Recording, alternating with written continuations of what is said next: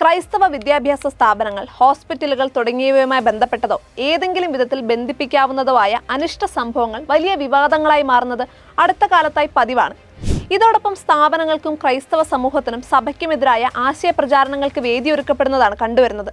സ്ഥാപനങ്ങളുമായി ബന്ധപ്പെട്ടതോ അല്ലാത്തതോ ആയ കാരണത്താലുള്ള ജീവനക്കാരുടെ ആത്മഹത്യകൾ, വിദ്യാർത്ഥികളായ കുട്ടികളുടെ ആത്മഹത്യകൾ, ഹോസ്പിറ്റലുകളുമായി ബന്ധപ്പെട്ട സംഭവങ്ങൾ തുടങ്ങിയവ ഉദാഹരണങ്ങളാണ്.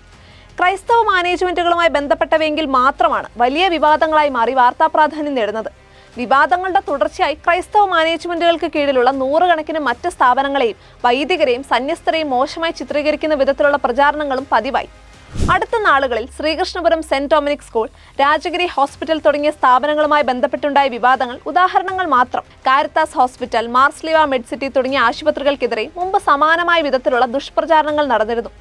Muvattupuzha Nirmala college, Kanhangad little flower school തുടങ്ങിയ വിദ്യാഭ്യാസ സ്ഥാപനങ്ങൾക്കെതിരെയും താമരശ്ശേരി രൂപത കോർപ്പറേറ്റ് എഡ്യൂക്കേഷണൽ ഏജൻസിക്കെതിരെയും സമൂഹ മാധ്യമങ്ങളിലൂടെ ഇത്തരം നീക്കങ്ങൾ മുൻപുണ്ടായിരുന്നതാണ്. കൂടുതൽ ഗുരുതരമായ പലതും കാര്യമായ വാർത്തകൾ പോലും ആകാത്ത പശ്ചാത്തലത്തിലും ക്രൈസ്തവ സ്ഥാപനങ്ങളെങ്കിൽ ചില കോണുകളിൽ അമിതാവേശം പ്രകടമാകുന്നു എന്നുള്ളതാണ് വസ്തുത.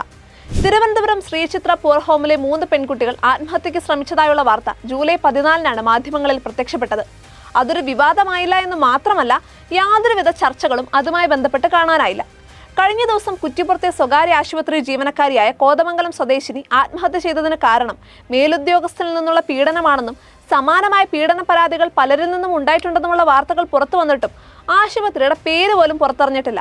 ഇപ്രകാരം മറ്റ് സ്ഥാപനങ്ങളിൽ സംഭവിക്കുന്ന ഇത്തരം കാര്യങ്ങൾ രഹസ്യമായി നിലനിർത്തുന്നതിനോടൊപ്പം ക്രൈസ്തവ മാനേജ്മെന്റ് സ്ഥാപനങ്ങൾ ഉൾപ്പെട്ട വിഷയങ്ങളാണെങ്കിൽ അത് വലിയ വിവാദമാക്കി മാറ്റാൻ വർഗീയ ധ്രുവീകരണം ലക്ഷ്യം വെക്കുന്ന ചില തൽപര കക്ഷികൾക്കൊപ്പം ഒരു മീഡിയ സിൻഡിക്കേറ്റ് കൂടി ഇവിടെ പ്രവർത്തനനിരതമാണെന്ന് കരുതേണ്ടിയിരിക്കുന്നു.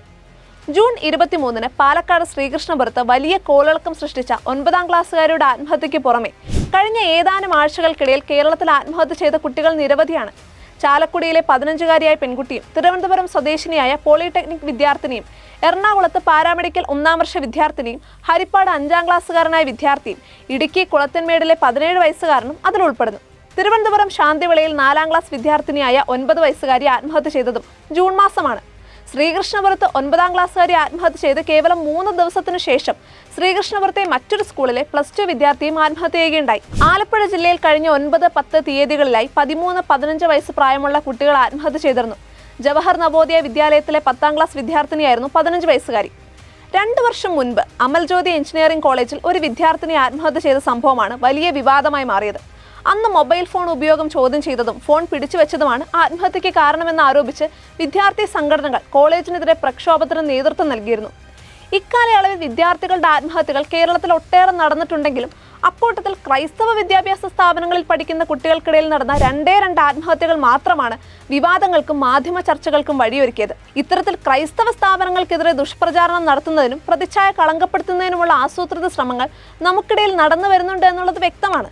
സംഭവിച്ചേക്കാവുന്ന പിഴവുകൾ അതത് സമയങ്ങളിൽ തിരുത്തി കുറ്റമറ്റ രീതിയിൽ മുന്നോട്ട് പോകാനുള്ള പ്രത്യേക ശ്രദ്ധ ക്രൈസ്തവ സ്ഥാപനങ്ങൾക്ക് എക്കാലവുമുണ്ട്.